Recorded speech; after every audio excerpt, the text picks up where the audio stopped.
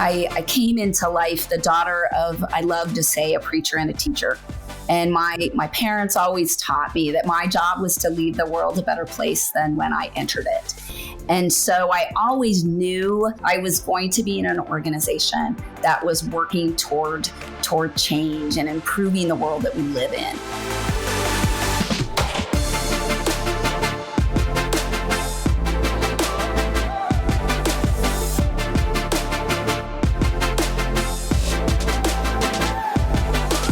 Hello, Loren. Hi, Kelsey. How are you? I am doing well. How are you today? Doing great. I'm ready for spring to actually come, even though it's been announced on the calendar. It's still pretty cold, but other than that, doing great. Yeah, I feel like I'm in a current state where the rain is following me wherever I traveled, from Las Vegas to Charlotte, hoping it's sunny in Baltimore. Well, sunnier days ahead. Yeah, it's coming. I know it. We have to believe it. We just finished recording another episode of Campus Confidential. Who did we have today? We had Dr. Leah Barrett, who is the president of Northeast Community College in Nebraska. And I'm really pleased we had her with us today. I want to tell our listeners just a little bit about Leah, about President Barrett. She, as I mentioned, is president of Northeast Community College in Norfolk, Nebraska since 2020. It's surprisingly large. I didn't know that it serves 20 counties. There are 6,000 students, 60 education sites that this college serves on four different campuses. So, the scope of what she's handling is very large. And I think a lot of people don't realize how significant and how much scope community colleges often have. So really, really excited she's with us today. And I think hearing you talk about the land that it covers, it gives her the time for some alone, quiet time in the car that I think is much needed, that leaders yearn for. Yeah. She talked about that. I think our listeners will hear how important it is for leaders to find that thing they need to be effective leaders in public roles. And she gives us little insights in the podcast in this episode about how she does that for herself. Very self-aware, reflective about what she needs to be successful. And authentic in everything that she shared with us today. I feel like she is, as you stated, self-aware and then very confident in who she is and what she brings to the table. And you'll hear that in today's conversation. And I believe if you are around her, you see that daily. Shall we give it a listen? Yes, let's go. Let's go.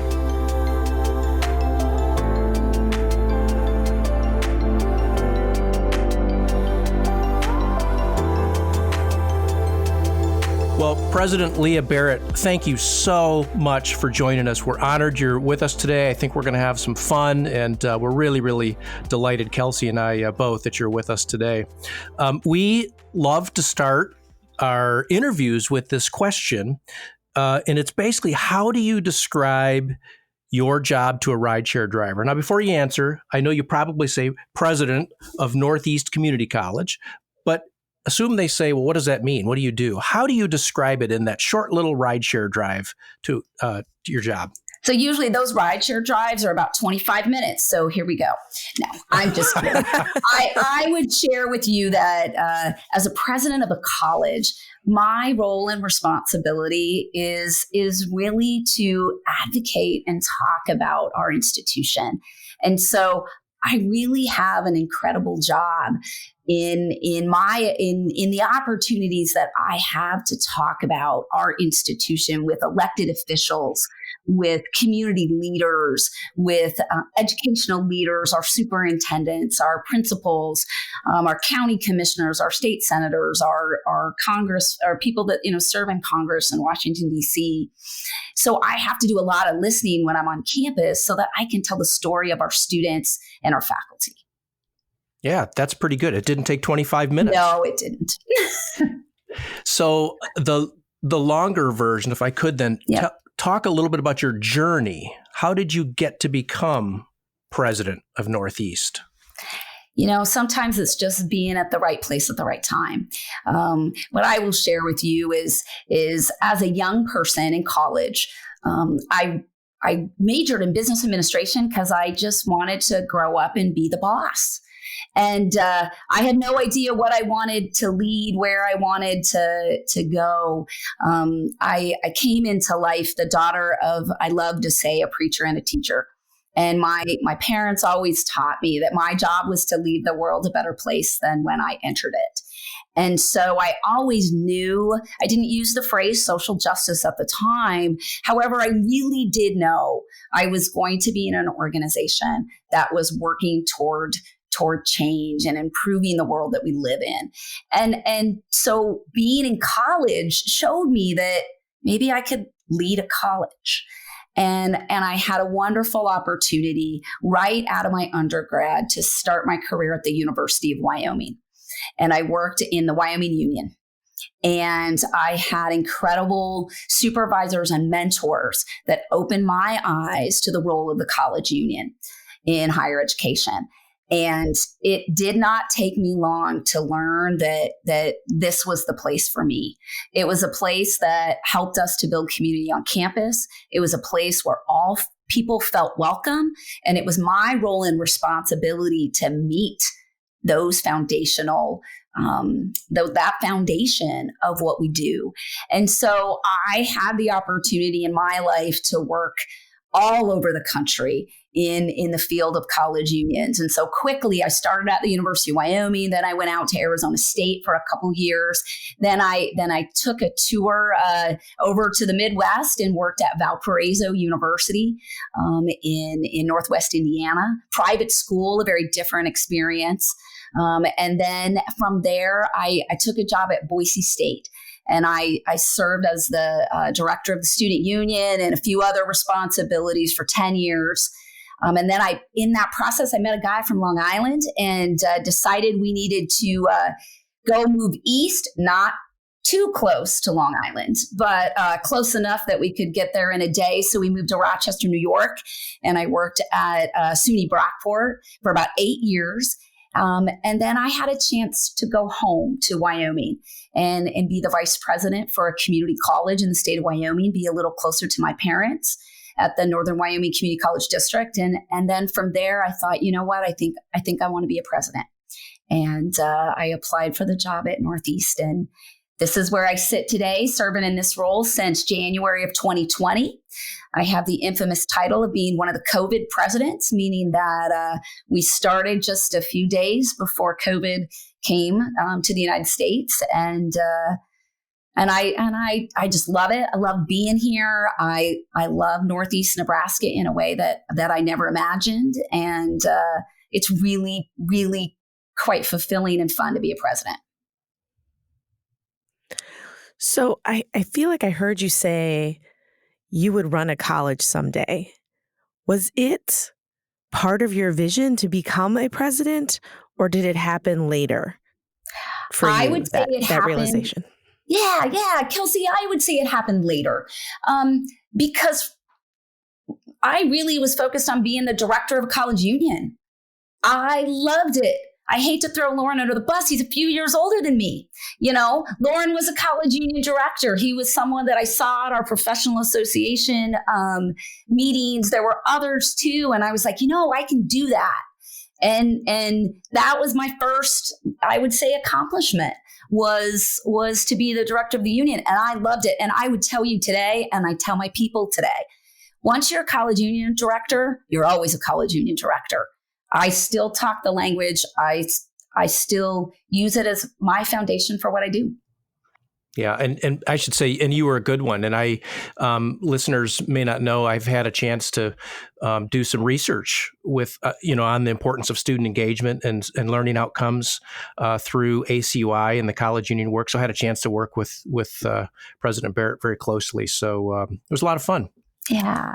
It wasn't till after I got another title that I thought maybe I could do this presidency. And I had a supervisor that said, Leah, I really think you should do this. You've got to get your doctorate. So I got my doctorate quite later in my career. It was when I was in New York and I got a doctorate in an accelerated doctoral program from a school called St. John Fisher College. So I did that later after I was really encouraged to do so. Let me ask you about that doctorate. is it an executive leadership? Is that right? Yes. Yes. Can you talk a little bit about why executive leadership and not, let's say, a higher ed or business, to your earlier interest, and maybe what that pursuit of that degree taught you or didn't teach you about leadership in practical ways, the way you have to face your presidency now? I am the poster child for St. John Fisher College and its executive leadership program. And I will say that the neat thing about living in Rochester is you had choices. So I looked at 4 doctoral programs, all just fantastic. University of Buffalo's higher education program, University of Rochester's program. I should say there's only 3, not 4, 3. And then St. John Fisher's program, all very different. And the reason that I chose St. John Fisher is tells you a little bit about me. I was very worried that if I went to a traditional program, I would never finish my dissertation because I loved my work. And doing that dissertation takes that self-discipline. And so the program at St. John Fisher, started your dissertation within the first month of your coursework. And so you were working on your dissertation at the same time you were taking classes. And so when you completed, you were done with both the dissertation and the coursework. And that was a 2.5-year accelerated program on the weekends, in the evenings, to get that done. And that program, I kind of call it an MBA on steroids because it really was a leadership program preparing you to be a CEO. And it was multidisciplinary. So my cohort and my classmates were from all over the spectrum of fields. We had nurse leaders, we had K-12 or P-12 leaders. We had one of my colleagues was the executive assistant to a CEO for a large manufacturing firm.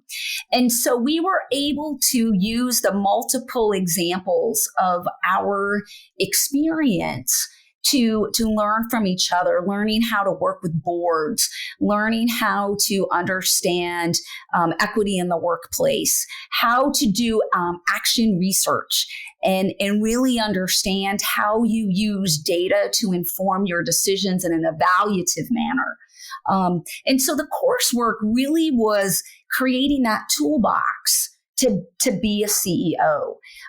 And then our dissertation, we were able to be more, match our discipline more in our dissertation. So I did my dissertation on the role of the college union.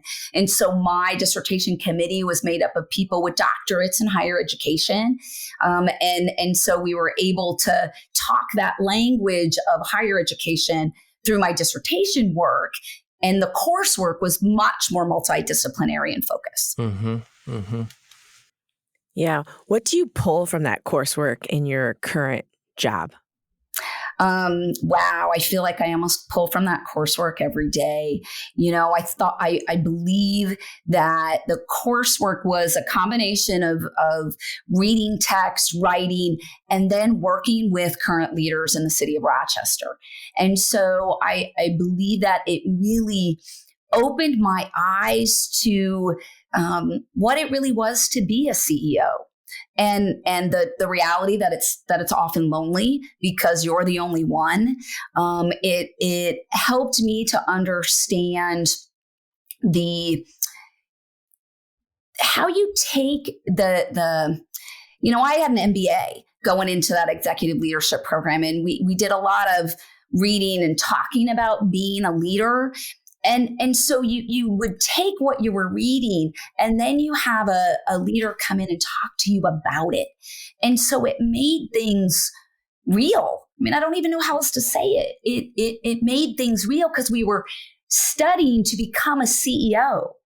And so you learned how to listen. You learned the importance of a board. You learned the realities of the challenges that you face and the difficult decisions that you're making when the people that are reporting to you vary from the people that are giving you feedback in the community of what they want, and how you balance those multiple stakeholders in your work. Yeah, I think it's fascinating to hear you talk about that you study to be a CEO, because I feel like in higher ed, a lot of times when we think about presidents and people running the university, it's so focused on the education of students, which is core to the mission and the work we do, right? But when you Right. get to that level, you're running a business. You have an entire city of things that you are in charge of, that you're Yeah. running. And Yeah. so, how do you maybe talk to us a little bit about, is there a moment in time where you've have an example or a story around meeting the students' needs, the community's needs, and the business needs of the organization that you are responsible for? So I'm going to use what's happening at Northeast Community College today, because I think it's a really powerful, impactful, and truly existential situation that we're dealing with in the state of Nebraska right now. We have a new governor, and the new governor loves community colleges. And Governor Pillen really understands and recognizes the role of the community college in building community and supporting industry in our region. And we are funded through property tax revenue, which is a tough sell as the valuations of property increase. And so we've had quite a bit of feedback over the past few years about property taxes are too high. And so the governor suggested we move our funding formula, and we change that funding formula to move us to dependent on state aid. And we shared with him that maybe that wasn't such a good idea. And we had multiple conversations for the past 2 months about that funding source and how the funding source will fundamentally change how our students access us. And the reality of the role of the community college and the importance of the community college in the higher education landscape of the state of Nebraska is we need to keep our tuition as low as possible, because most of our students that we serve have limited income. They're first generation college students. They're new Americans. They are people that are looking to find an opportunity for social mobility. So it is about the student at the core. But everything we've been talking about is the management of the institution, how it's funded, and how it will operate in the future. You know, in the space of about the last 5 minutes, I think what we've acknowledged is there are these business orientations and skills that are required. You talked about your journey and why you chose the executive leadership doctorate, and at the same time, the work you're doing as a president with community stakeholders and the governor. There's political skills. So you've got these business skills and political skills. I'm wondering if you could talk for a minute about what are the things that a president has to focus on, or the skills a president needs of a college or university that most people may not realize because they only see you from the perspective that they have at the institution. Mm-hmm. Could you talk about what are the things people don't know about the presidency and that leadership obligation? I would say one of the things they see me talk a lot.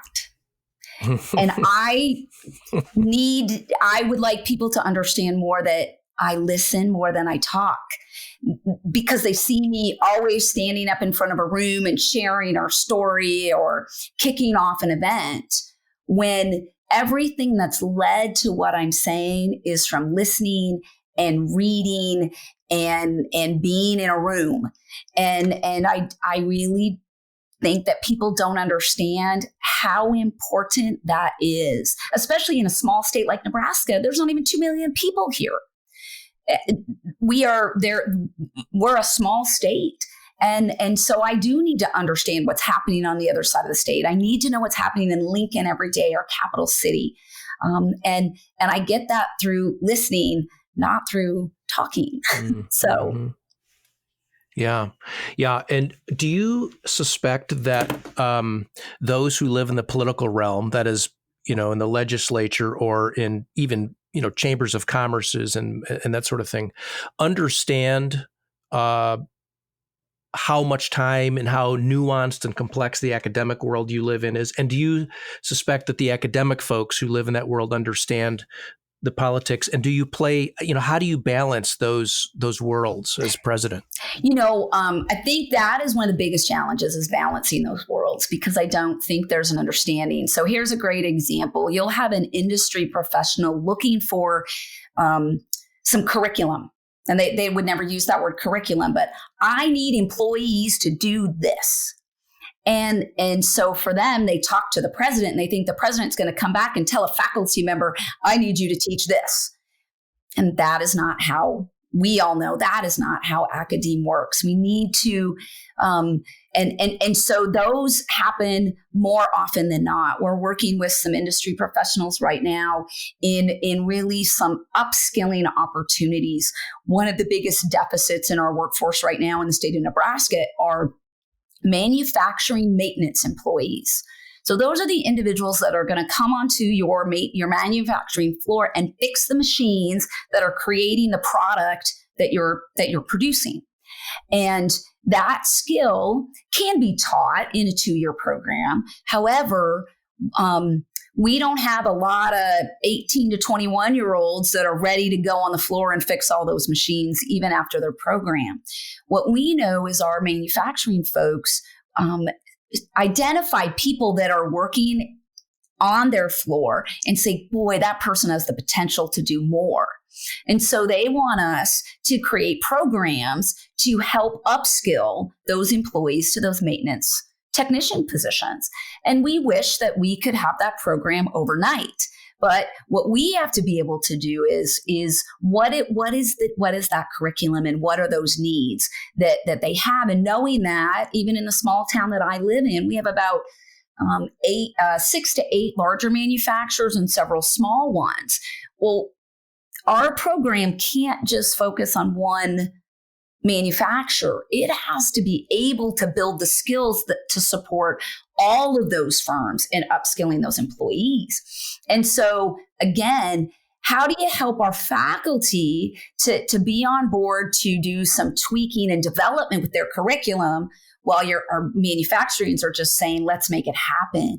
And so you've got to use those skills of bringing people together and making sure that people are listening, that we recognize that we need to use continuous quality improvement concepts. Let's try some things. Let's see if we're building that skill-ready individual, and then evaluate it and come back and try again.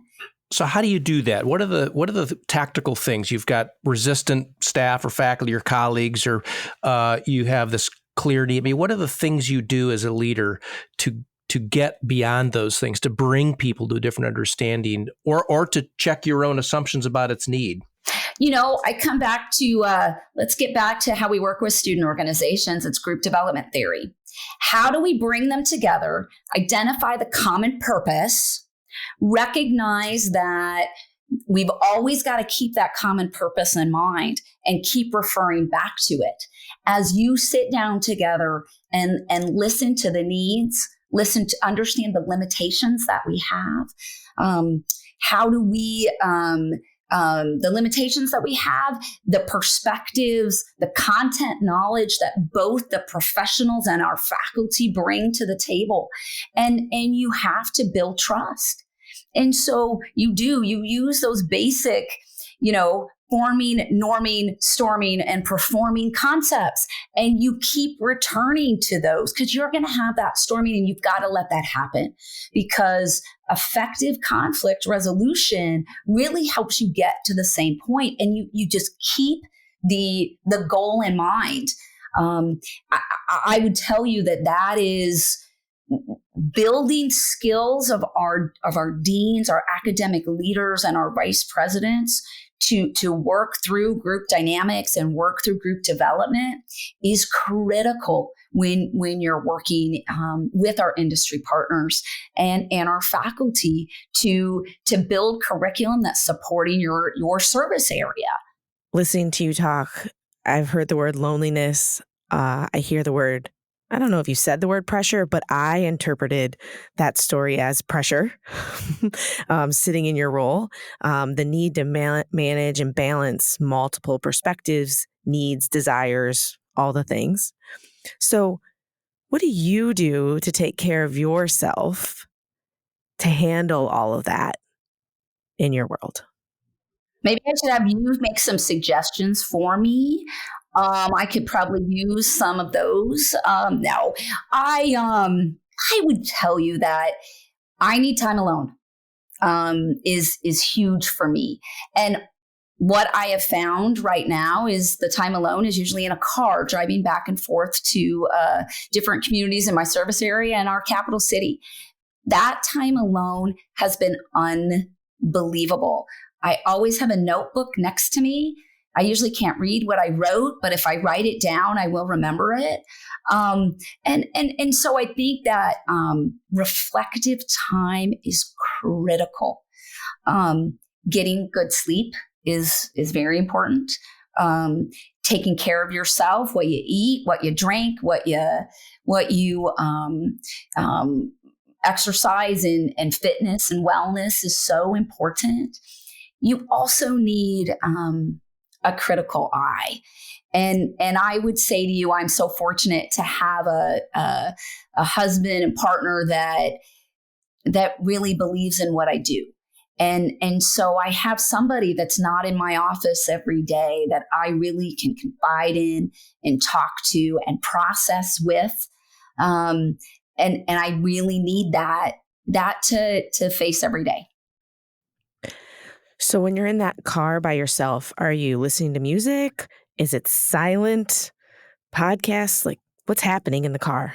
It's usually silent. Silence is golden. Silence is golden. And my husband laughs at me. Like if I stay in a hotel, I usually never turn on the TV. And so if we're in a hotel together and he turns on the TV, I'm almost annoyed. Like, what are you doing? And he's like, well, don't you have the TV on when you're here alone? No, never. I don't even turn it on. I forget what town I'm in sometimes, and the silence helps me so much because I'm such an extrovert. So I process out loud.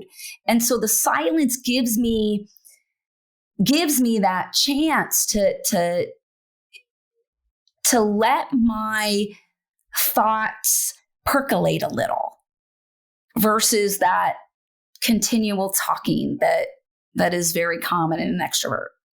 So it's almost the opposite.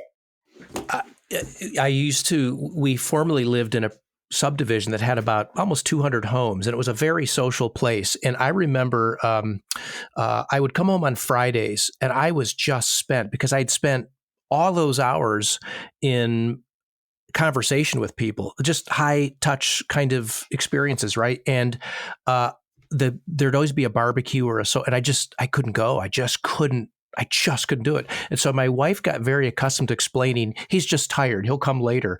So for me, the silence was, I just needed to come down off of the high social kind of environment.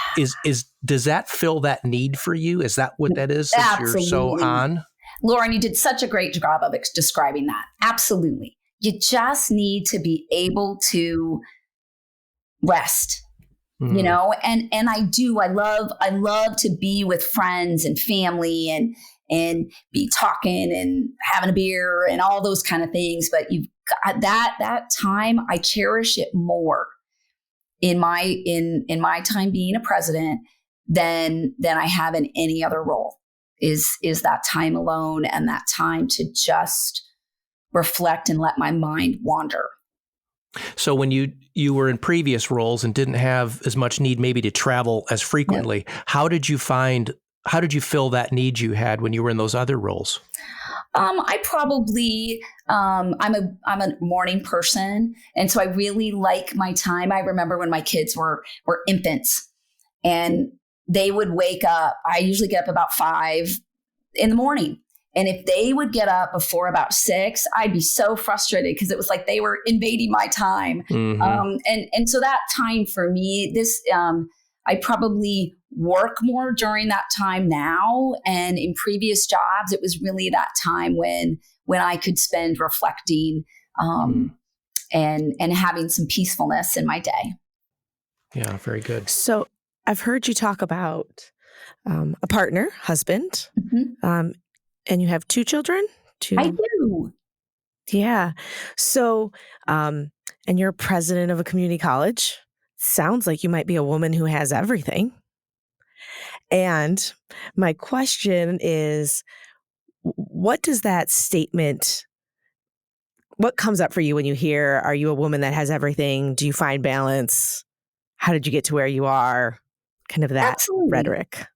I would tell you, I am so fortunate. I am truly I believe I'm one of the most fortunate people in the world because I do have everything.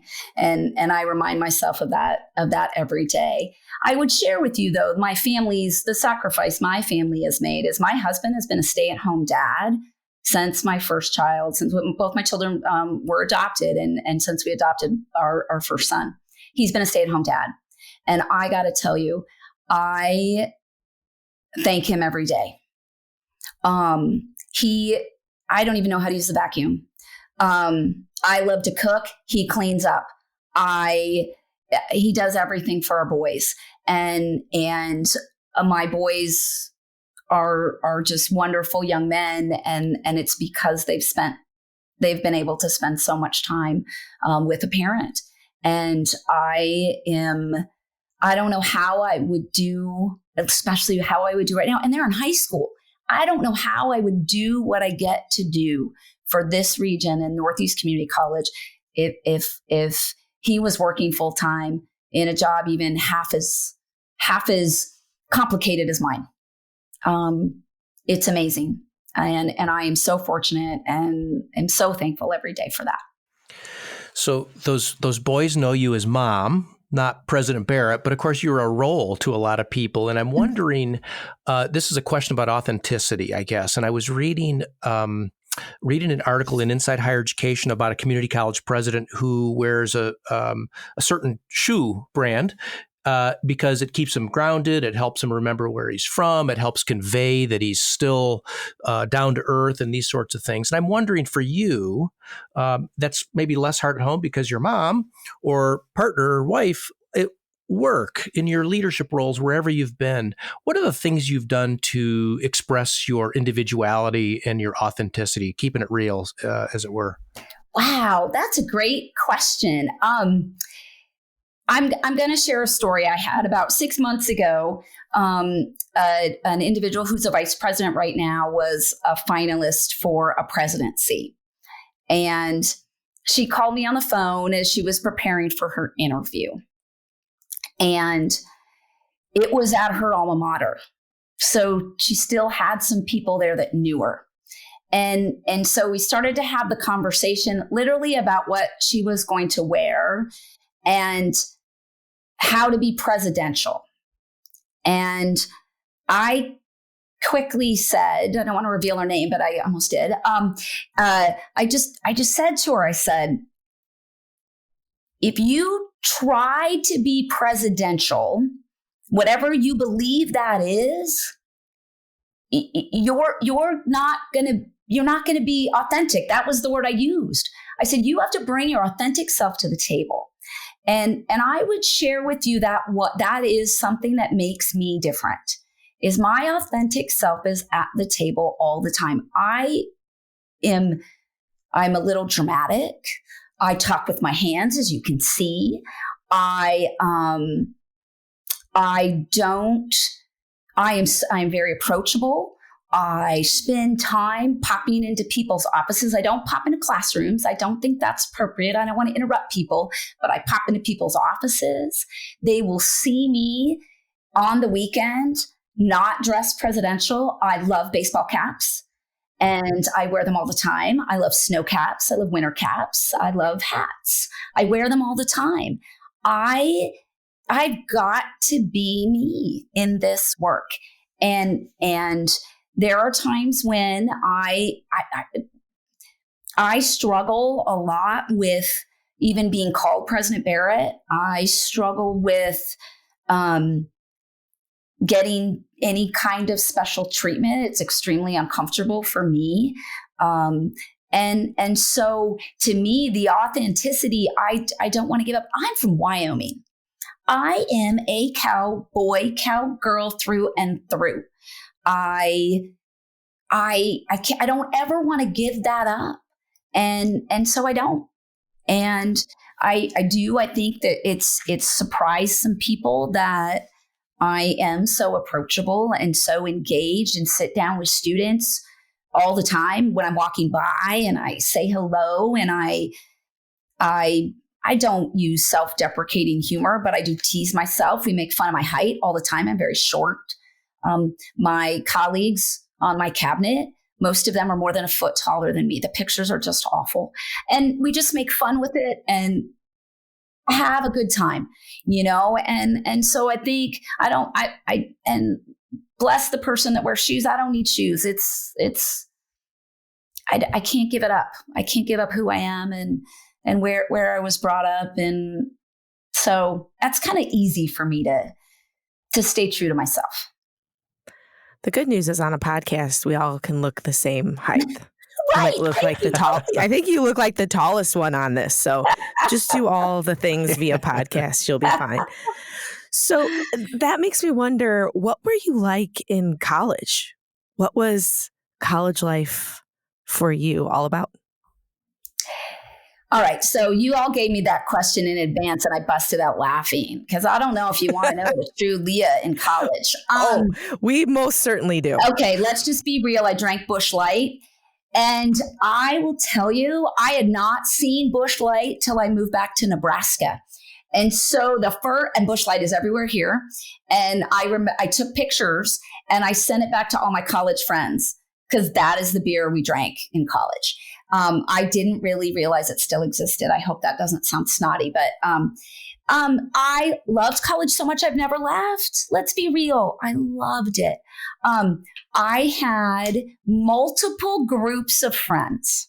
So I was a very engaged student. I was in student government. I was in a business fraternity. I was in honor organizations. And so I had that group of friends that we were doing good work at the University of Wyoming. Then I had my high school friends. So in a place like Wyoming, you go to college and you all play intramurals, and then every person you competed against becomes your best friend because you all want to be on intramural teams together so you can win. So I had my hometown friends, and then our friends that, we'd been playing high school sports against for years. I had that group of friends. And then I worked 3 jobs. I had a full-time summer job, and then part-time I worked in human resources. I worked for Cowboy football, and then I worked in the College of Business. And so I had my friends from those areas. I never missed class. I didn't get the greatest grades. I never missed class. I made a commitment to my father that I would always go to class. Some days were much more difficult than others. But I just loved it. I took advantage of everything from, having an internship in Holland to didn't miss a home football game to, being recognized in the honor societies that I was. I loved college. So I love seeing college friends. I make time when I'm in a town to reconnect with people and tell great stories and laugh about the crazy times we had in college. So it was great. It sounds like you got the full experience. Circle it back around. I want to, first of all, congratulate you for this, but there's a question related to the fact that I think in 2020, Mackenzie Scott, right, gave the college, was it $15 million? Fantastic. And I read about this, and one of the things I read was, among other qualifiers, was that there's a track record of selecting strong executive teams at the college. It was Northeast, right, where this occurred? Okay. It was Northeast. Yeah. So congratulations. And I'm wondering if you could just talk a little bit about how do you know how to hire strong teams? Like, what do you look for? What are the qualities that matter? What's the track record that is relevant to selection? What are the things that are not on paper? That kind of stuff when you're picking people. Absolutely. Recruitment and then selection of employees is one of the most important activities that a CEO or a leader does. A person in position. I don't want to say leader necessarily, but a manager. It's one of the most important things that you do. And so you've really got to make sure before you ever talk to a person is spend that time recognizing what you need in that position. And I'll share an example of one of the leadership positions that I hired. And it's the CFO. So this is a great example of my approach to hiring and the things that I do. So I believe that the CFO at an institution needs to be the most trusted person that you have on your team, because their responsibility is for the financial success of your organization. They also are often, in my case, it was also have the responsibility for any risk management work. And so for me, I needed to ensure that the person was someone that I could identify was of high integrity, or I don't know if you can make integrity high. This person needed to be integral. They needed to have I wanted to find someone that had experiences where they had built trust, demonstrated trust, were able to show confidence and keep confidence, and that they were able to look at the big picture. I would share with you, I had people on the campus and people that I worked with we do that search committee model that wanted somebody that was really good with spreadsheets and really good with accounting and maybe had a CPA. And so I needed to spend time with that search committee, helping them understand they're going to supervise people that work on spreadsheets. They are going to supervise the people with a CPA. They are going to supervise the people that will manage our physical facilities.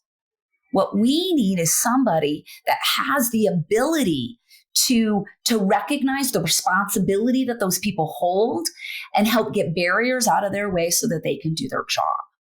And so the job description was very different than what I believe was expected of the people that were going to be helping me and give feedback on that selection process. And so I think that it comes to that foundation of making sure you understand what you are looking for, where you, I think in higher ed, we always have to talk about where you need to come from higher ed. We have some positions where you need people that come from higher ed to do this work, that have built that history of leadership in higher ed. And then you have positions where you have content expertise that could come from somewhere else than higher ed. And so you really need to each time identify those skill sets that you need. And so for my team, that's really what I have done to build that team. I've kept some folks that were in the position before, and I've been able to bring in other leaders. And you also, the best money I spent is on building my team. And we spend significant amount of time going away from our institution and doing work that builds trust. We need to be able to be open and honest with each other. We need to be prepared to have conflict with civility. We need to be prepared to call each other out and hold each other accountable. And that takes building that trust. And that you don't do by just doing your job every day. You do that with time spent with each other, identifying and having a shared vision and shared priorities. But I think you build trust by building an environment and a culture where conflict is practically encouraged, and disagreement is encouraged, and it is welcomed. And I think that's one of the ways that I build trust is that I reinforce, I want to hear from you when you disagree with me. Please tell me. And when a situation happens, and maybe it's behind a closed door, I oftentimes ask the person if I can share what just happened between us with others, so that they can see that my true authentic self is truly about disagreement brings us to a better solution. And so I think that's one of the ways that people would say that I work to build trust, is making sure that we have those conflicts when we can in the open, but when we need to in private, we can also talk about them and how we resolved them and came to a better place. Yeah, I think that's, I love the talking about it with the group so everyone can see it in action. And I think that speaks to the culture that you might be creating. So when you talk about your team development pieces that you go offsite, can you give a little taste of what you do offsite? What happens behind those doors with that leadership team? Absolutely. I think one of the things I do is I have an outside consultant we work with. So we've been working with a consultant now for 2.5 years on this work. She has gotten to know us very well. She does independent work with each of my team and provides them different levels of support for their teams, depending upon what their needs are. But I don't believe I should be leading that work, because then I won't be a participant. So we have really utilized just a wonderful woman. Her name's Linda Cry, who works with us and really has helped us to be a stronger leadership team. Yeah, I really, really appreciate you sharing that story, because I've benefited from coaches, external coaches in my career, and teams I've been part of have, and I think it's underappreciated. And for many leaders, almost something they don't want to talk about, as if there's something wrong, when really all it does is make you stronger and better and more intuitive. And so I really appreciate you sharing that that's normalized for your team. Absolutely. Wonderful. I want to maybe close us out too by saying, you talked about integrity just a little bit ago when you were talking about hiring. And I was noticing that the president of the Wyoming Community College District said, as you departed for Nebraska, that we need in this country presidents who can lead institutions and who have honor, integrity, wisdom, compassion, and caring, and that you're perfect for that job. And that's clearly come through today. Your integrity, what you look for in people, matches what you're bringing to us today. Your caring, your compassion, through your story you just shared. And we're really, really grateful that you'd spend the time with us and that you're doing the good work that you are in higher education. So thank you.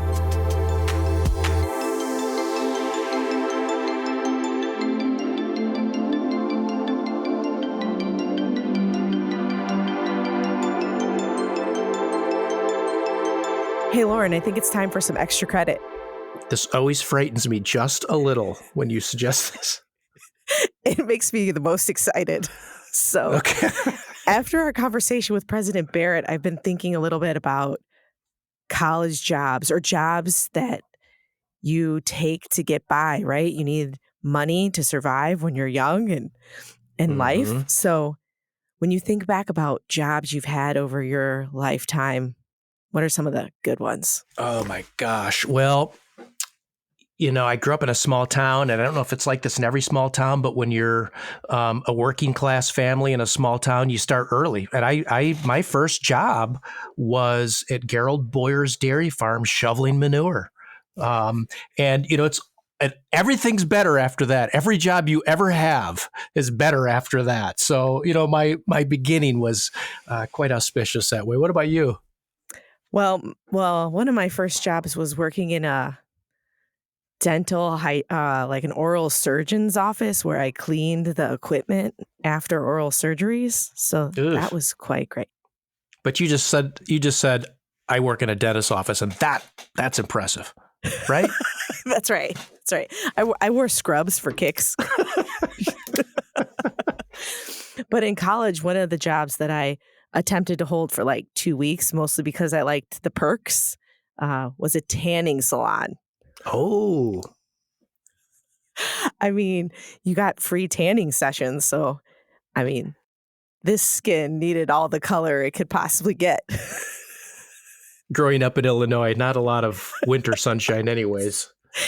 It was such a terrible idea, but I did it I made it like 2 weeks in the tanning. Was that a college job or high school job? It was college. College job. Yeah. That's a great job back then. I mean, I don't mean to right. I think I date dated anybody myself here, but yeah. Or you dated me. Yeah, sorry about that. Or myself, I remember them, right? Oh, well, I think they all led us to be great leaders in the jobs we're in today.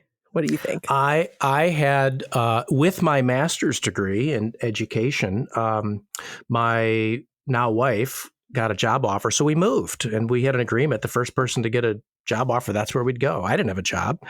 But I needed a job. We had to pay rent. And so I worked at Hickory Farms and I cut sausage and cheese and offered samples to people walking by. And they were very excited because they fancied me as management material and they had me pegged to manage the kiosk in December, around the holidays, right in the middle of the mall. But I got a job at Kutztown University right before that and bailed on the sausage gig. They were so disappointed. They were, actually. They were a little disappointed. Who's going to lead the sausage cutting team? Yep. Sure. I learned a lot.